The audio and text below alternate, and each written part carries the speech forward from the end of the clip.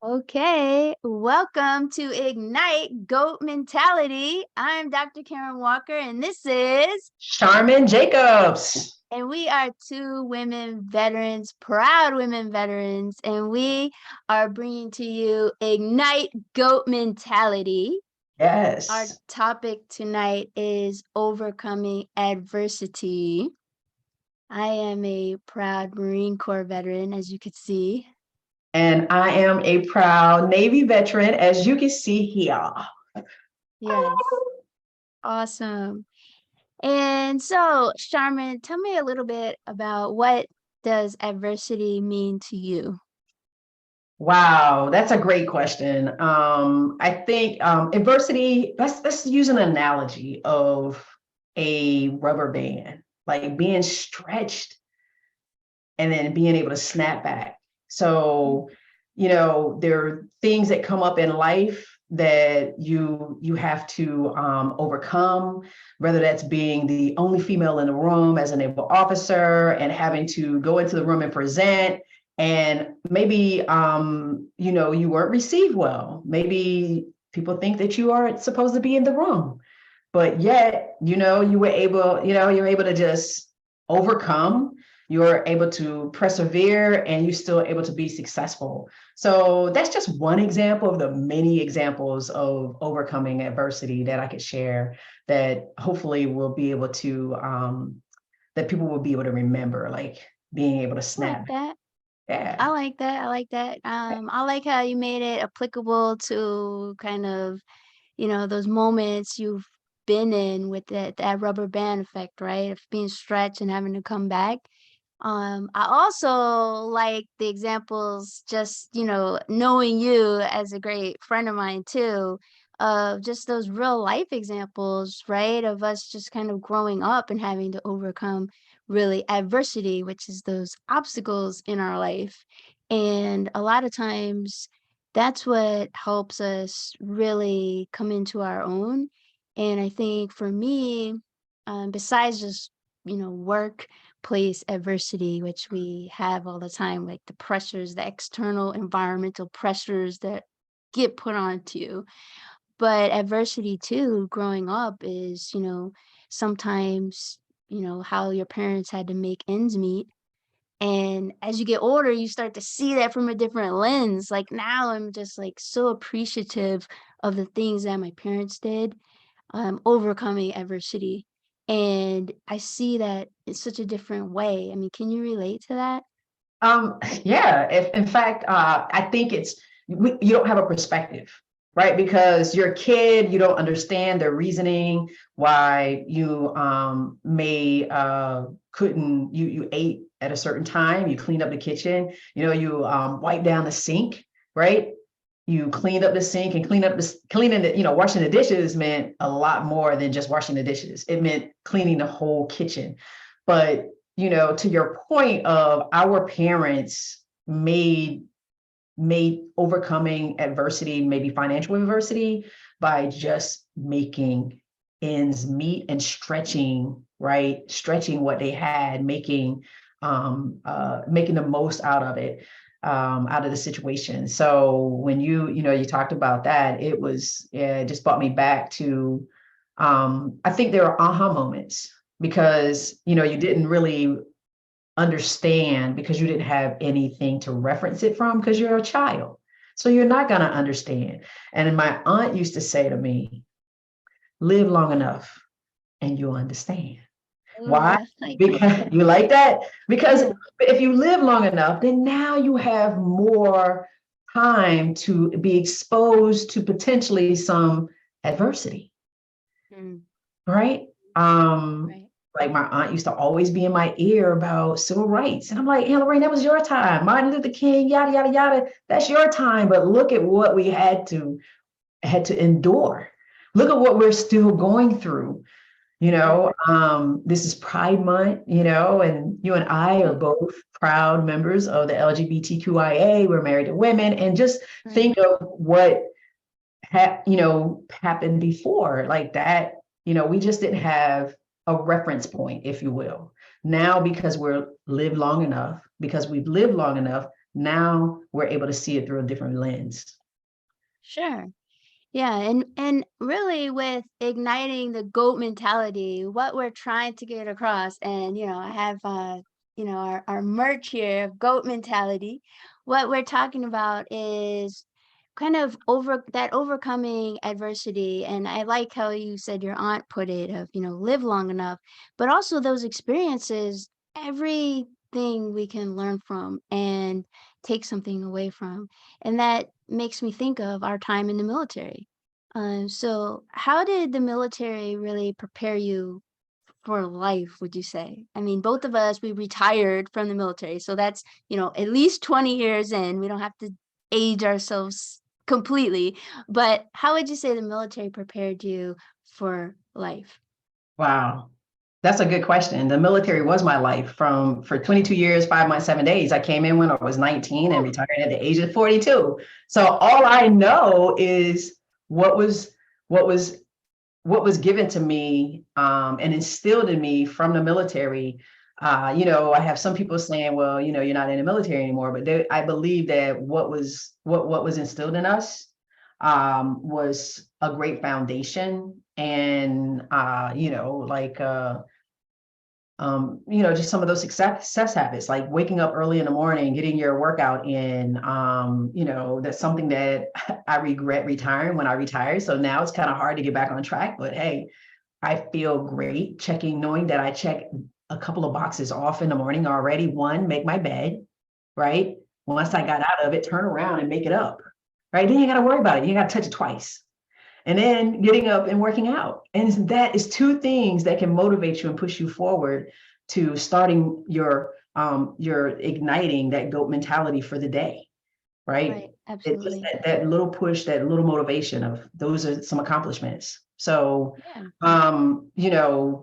I I am who I am because of the experiences that I experienced in the military, and I have no regrets of being in a push-up position because someone else got in trouble, right? That showed teamwork. That's like, right. man, come on, do I need to help you out?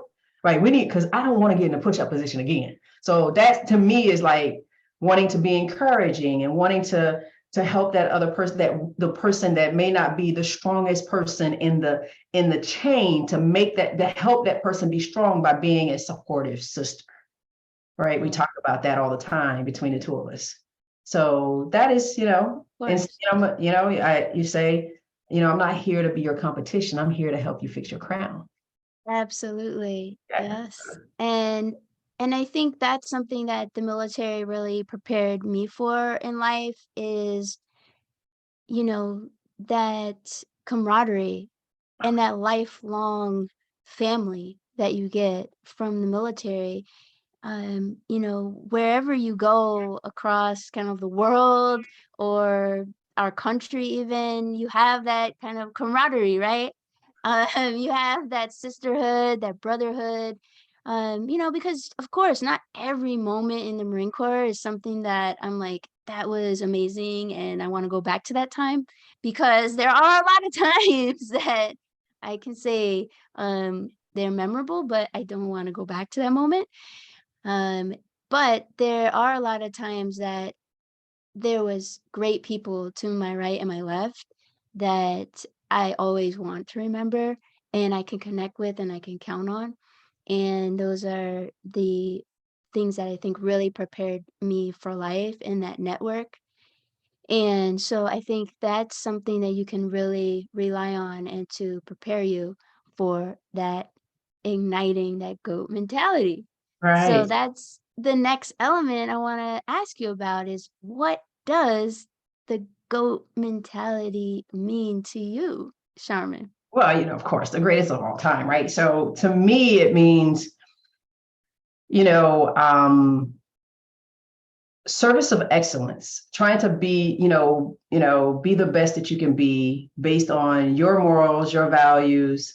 And I used to say my Navy Corps values, right? But those are instilled in me. So I don't really say those anymore. But now it's my morals, my values. I want to work with who I want to work with, how I want to work with them, when I want to work with them, and just having and being of service of excellence. Serve first, be of servants, of servant, Mhm. like that servant leader. I was just at the VA today and getting a new prescription. And I ran into a master chief that I served with, and I said, "Hey, master chief, how can I best support you in your transition from the federal government, because he's going to be leaving soon, like resigning?" And he said, "You already have." Wow, And that's I was pretty cool. like, "Yeah, we have." And every time, so I was like, "Man," he said, "You already have." You made me think and come up with a concept that I wouldn't have came up if you wasn't in my presence and we weren't having this conversation.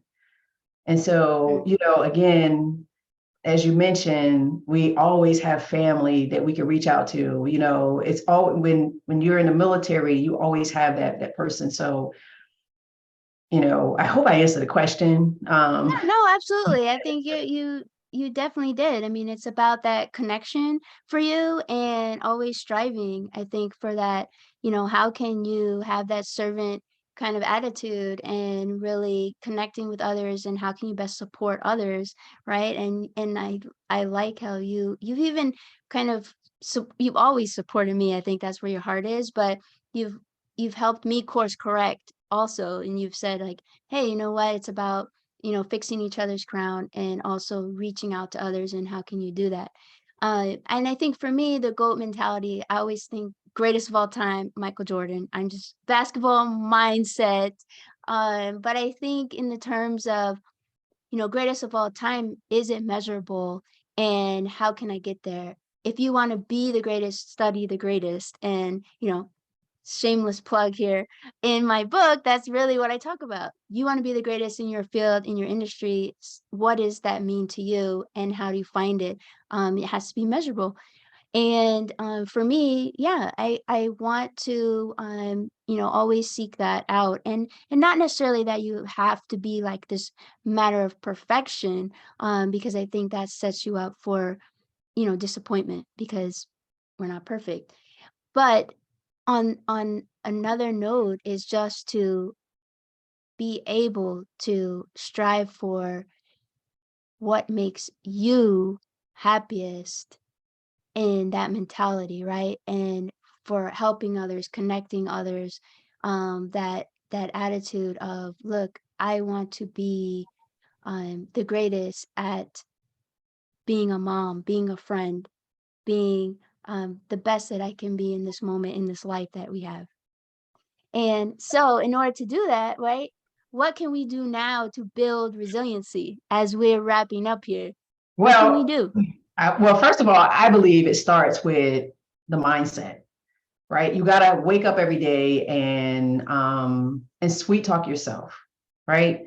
And start off your day in a positive and in a positive mindset. That's the first thing, because when you get your mind right, you can do anything, right? It's our minds, right? That's powerful, very powerful. Also, you want to hang out. My mom used to always say, "Don't hang out with that person because you don't want to be guilty by association." But now we're guilty by greatness. And greatness, and what I mean by that is that you want to have a good support system around you that you can be vulnerable with. That, because I believe that there's like two types. There's like the vertical relationship that you have with your higher being, and there's the horizontal relationship that you have with people that you can be vulnerable with, so you can get your relationship nutrients. So everyone is going to give you something, right? Something that can fill you up. And so you want to have that great support system. Yeah. And you want to also take care of not only your mind, but your body. You want to take care of what you put in. You want to make sure you exercise. Remember, I said I retired that, right? We're getting up in the morning and exercising. It just does something. It's like, oh yes, I'm good, right? I walked and I'm out seeing the world wake up for the day, because we always had a PT early in the morning because we had to go to Yes. muster, right? And it's Right. so and then also set some realistic goals, like, the smart Mm. goals, but I also want to add to that is that, if you can do just 1% of movement towards your goal, then that is movement, because we tend to beat ourselves up. And then another one is, learn how to, it's not a setback. It's just a moment for you to just settle, reassess, readjust, and then move forward. So those are just some of Wow. the ones that I have.